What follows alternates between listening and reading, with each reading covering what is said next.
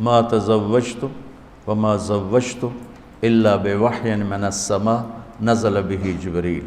لوگوں، میں نے جہاں شادی کی، میں نے جہاں بیٹی کی شادی کی، پہلے جبریل نے آ کے اللہ کا حکم سنایا، پھر میں نے شادی کی۔ یہ جو جوائنٹ فیملی سسٹم ہے، یہ کسی زمانے میں بہت اچھا تھا، اب یہ مصیبت ہے، بہت بڑی مصیبت، کہ کوئی کسی کے حقوق کی رعایت نہیں کرتا، ٹانگ اڑانا اپنا فرض سمجھتا۔ شریعت اس کا تقاضا کرتی ہے کہ بچہ بچی الگ زندگی گزارنا چاہیے۔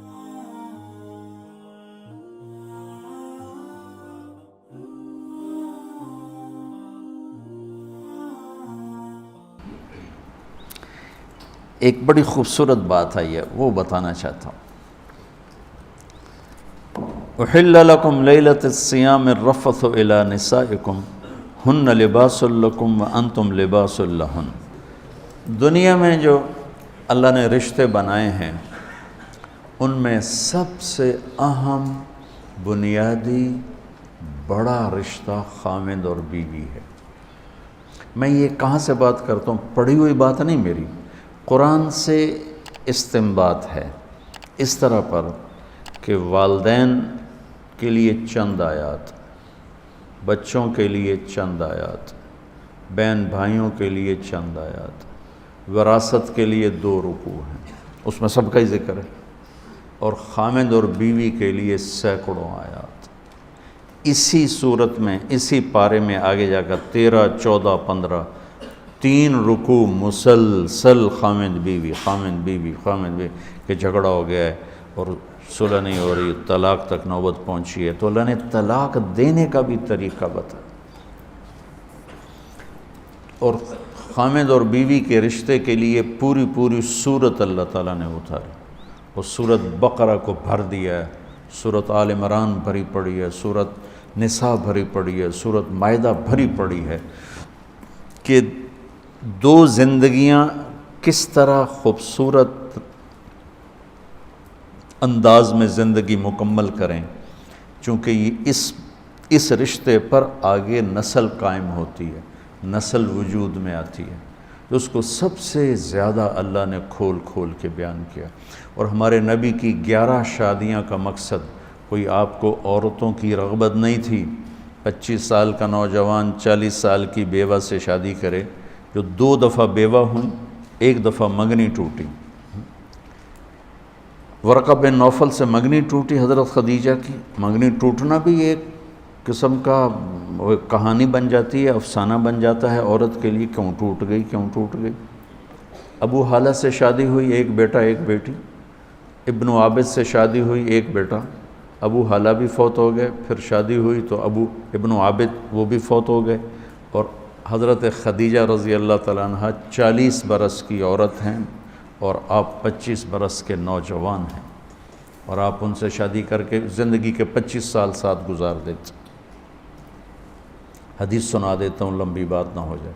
ما تزوجت وما زوجت الا بوحی من السماء نزل به جبریل۔ لوگوں، میں نے جہاں شادی کی، میں نے جہاں بیٹی کی شادی کی، پہلے جبریل نے آ کے اللہ کا حکم سنایا، پھر میں نے شادی کی۔ تو آپ نے 11 شادیاں کی، اللہ کی قسم میں کھا کے کہتا ہوں، زندگی سمجھانے کے لیے، کیونکہ نماز پڑھنا تو آسان ہے، 1 لوٹا پانی چاہیے، 10 منٹ چاہیے، تراویح بھی کوئی مشکل مسئلہ نہیں ہے۔ میں نے ابھی 2.5 پارے سن کے آ کے آپ کے پاس بیٹھا، چونکہ میں الگ سنتا ہوں، تو 1.5 گھنٹہ 1.25 گھنٹے میں، 55 منٹ میں، 50 منٹ میں، 1 دفعہ میں نے 10 پارے سنے، 2 دفعہ 10 پارے سنے، تو 5-6 گھنٹے میں فارغ ہو گئے۔ لیکن جو زندگی ہوتی ہے، جو شادی ہوتی ہے، وہ پوری زندگی کا معاملہ ہوتا ہے، وہ صرف وقتی کام نہیں ہوتا۔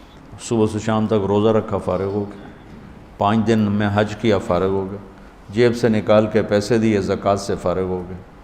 لیکن میں نے زندگی کس طرح گزارنی ہے؟ کسی کی بیٹی میرے ساتھ جڑنے لگی ہے، اور عورت کسی کا بیٹا اس کے ساتھ جڑنے لگا ہے۔ اب یہ لڑکا کسی اور گھر میں ہے، لڑکی کسی اور گھر میں ہے، اس کی اپنی عادات ہیں، اس کی اپنی عادات۔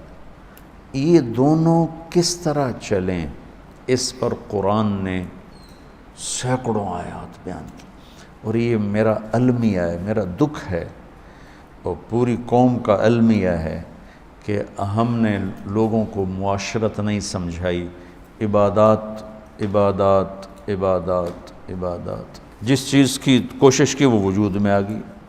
فقہ ہماری ضرورت ہے تو وجود میں آ گئی، اور تبلیغ کے لیے نکلنا، لوگوں کو اللہ کی بات سنانا ہماری ضرورت ہے، جب کوشش کی تو وہ چیز وجود میں آ گئی۔ اور تزکیہ ذکر کے بغیر نہیں ہو سکتا، صحبت کے بغیر نہیں ہو سکتا، جب اس کی کوشش کی گئی تو وجود میں آ گئی۔ لیکن ایک خلا باقی رہ گیا جس کو بولا نہیں گیا کہ بیوی سے سلوک کیسے ہو، ماں باپ سے سلوک کیسے ہو، اولاد ہو تو بچوں کے ساتھ سلوک کیسا ہو، تو وہاں خلا آ جاتا ہے، وہاں وہ بالکل ایسے ہو جاتا ہے جیسے اس کو پتہ کیوں نہیں ہو، جہالت کی زندگی پہ اتر آتا ہے۔ تو میرے اللہ نے کیا خوبصورت انداز میں بات سمجھائی ہے، ہن لباس لکم، پہلے انہیں ذکر کیا پھر تمہیں بعد میں ذکر کیا، وانتم لباس لہن، پہلے ان کو لائے ہیں بعد میں تمہیں لائے، پہلے عورت کو لائے ہیں پھر مرد کو لائے ہیں۔ عام طور پر مجھے نا وہ اب تو میں ڈاک پڑھتا ہی نہیں ہوں تو موقع نہیں ملتا، لیکن ان میں خطوط آتے ہیں کہ آپ صرف عورتوں کے پیچھے پڑے ان کے بیان کرتے ہیں حقوق کا، مردوں کے بیان ہی نہیں کرتے۔ میں دونوں بیان کرتا ہوں، لیکن عورت کمزور ذات ہے اور اس پر ظلم اور زیادتی کی انتہا ہے کہ خامن بدتمیز ہے، مارتا ہے، شادی کر کے بھی زنا کرتا ہے، تو میں اس کا علاج کیا کروں؟ وہ میرے سامنے روتی ہیں، چیختی ہیں، چلاتی ہیں۔ تو 100 کیس جب میں سنتا ہوں تو اس میں 95 ہوتے ہیں جو لڑکا اس کے والدین کی زیادتی نہیں ہوتی، ظلم ہوتا ہے، اور 5 ایسے ہوتے ہیں جس میں لڑکی اور اس کے والدین کی زیادتی اور ظلم ہوتا ہے۔ تو جو چیز زیادہ ہو رہی پھر اس کو میں زیادہ بیان کرتا ہوں۔ میں اسی معاشرے میں پروان چڑھوں، میں کون سا کوئی ہوائی مخلوق ہوں کہ میں کسی اور سیارے سے آ گیا اور مجھے پتہ کوئی نہیں۔ یہ جو جوائنٹ فیملی سسٹم ہے یہ کسی زمانے میں بہت اچھا تھا، اب یہ مصیبت ہے، بہت بڑی مصیبت کہ کوئی کسی کے حقوق کی رعایت نہیں کرتا، ٹانگ اڑانا اپنا فرض سمجھتا، جیسے کہتے ہیں نا لوچ تلنا، لوچ تلنا، یہ لوچ تلے ہی تلے، اس تو بغیر وہ رہ نہیں سکتا۔ شریعت اس کا تقاضا کرتی ہے کہ بچہ بچی الگ زندگی گزارنا چاہیں تو ان کو والدین ان کو گنجائش دیں۔ اگر اس کی گنجائش نہیں ہے، مطلب میری شادی ہوتی ہے، میری بیوی مجھ سے کہتی ہے کہ مجھے الگ گھر چاہیے اور میرے پاس پیسے ہیں تو میں اس کو لے کر دوں گا، یہ اس کا میرے اوپر حق ہے۔ اگر میرے اتنی گنجائش نہیں ہے تو میں اس کو کرائے پر لے کر دوں گا۔ جیسے عرب میں، شیخ اپنے رمزی سے پوچھ لو، تمہارے استاد عرب ہیں، جب تک لڑکا الگ گھر نہیں بناتا شادی نہیں ہوتی، چاہے کرائے پر لے الگ رکھے۔ کیا وجہ ہے؟ کہ اس بچی نے گھر چھوڑ کے آنا ہے، اور اگو کتھائیں ماسی بیٹھی ہوئے، کتھائیں دادی بیٹھی ہوئے، کتھائیں پھپھی بیٹھی ہوئے، کتھائیں بہن بیٹھی ہوئے، کتھائیں چاچا، کتھائیں دادا حکا گڑکیندہ بیٹھا ہوئے۔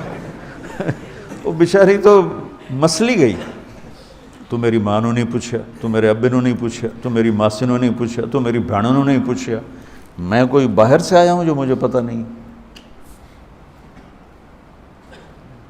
تو اس لیے شریعت کیا کہتی ہے کہ الگ گھر، تاکہ 2 زندگیاں چلنا تو آسان ہے، اور ایک زندگی آ کر 10 زندگیوں سے ملے تو وہ تو مصیبت ہے۔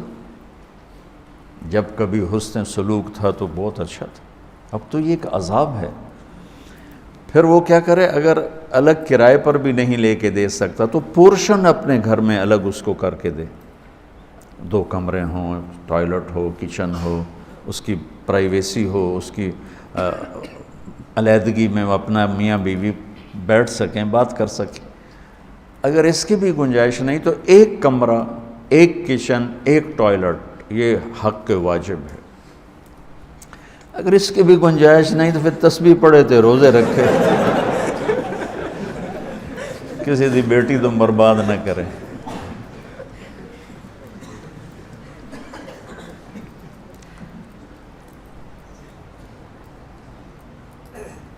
میرے نبی نے فرمایا تزینوا لنسائکم، اپنی بیویوں کے لیے زیب و زینت اختیار کرو۔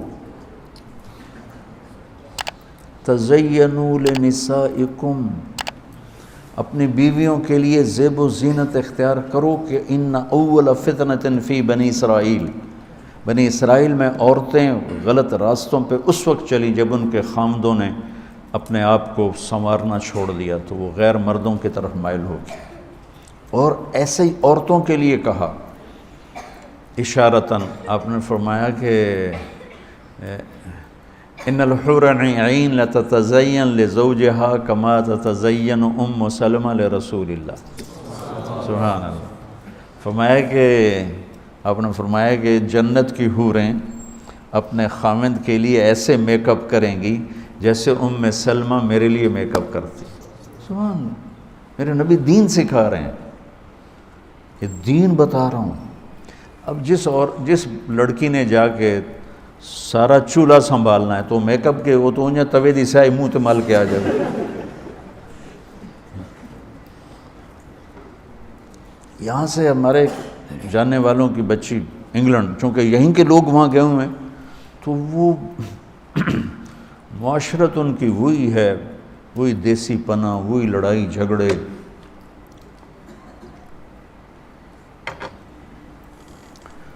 وہ لڑکی سارا دن ساس سسر کی خدمت کر کر کچن نہ نکلے، اس کا خامد کہا کوئی میرے لیے بھی تو ٹائم دے بابا، تو میرے لیے آیا نہیں، امی یہ کہہ رہی ہیں، ابو یہ کہہ رہے ہیں، امی یہ کہہ رہے ہیں، ابو یہ کہہ رہے ہیں۔ اس نے کہا تو امی ابو کی خدمت کرو، اس نے جا کے دوئی شادی کر لی۔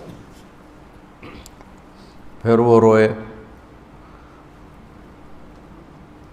تو بچوں میری باتیں اوپری سی ہیں چونکہ کوئی یہ باتیں کرتا نہیں، لیکن میں اللہ کے فضل و کرم سے کوئی بات شریعت سے ہٹ کر اپنے میرا یہ رائے ہے اور میری یہ رائے نہیں ہے، میں یہ قرآن سامنے پڑھا ہوا ہے۔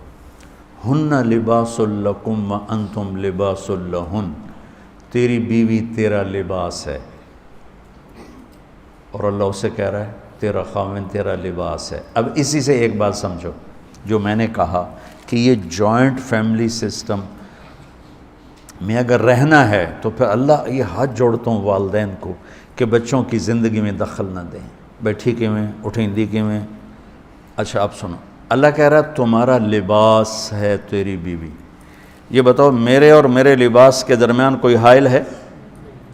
میرے اور میرے لباس کے درمیان کوئی دوسری چیز ہے؟ تو اس لباس کے لفظ میں اللہ کہہ رہا ہے کہ تیرے اور تیری بیوی کے درمیان کوئی دوسرا داخل نہیں ہونا چاہیے، وہ چاہے ماں ہو، چاہے باپ ہو، چاہے وہ بھائی ہو، وہ خالہ ہو، وہ ماسی ہو، جو بھی ہو، وہ نہیں داخل ہو سکتی۔ لباس کیوں کہہ رہا ہے اللہ تعالیٰ؟ تو میری ماں دے اگوں نہیں بولنا، تو میری ماں نے روٹی نہیں پوچھی، وہ پٹائیاں ہو رہی ہیں، مار رہے ہیں۔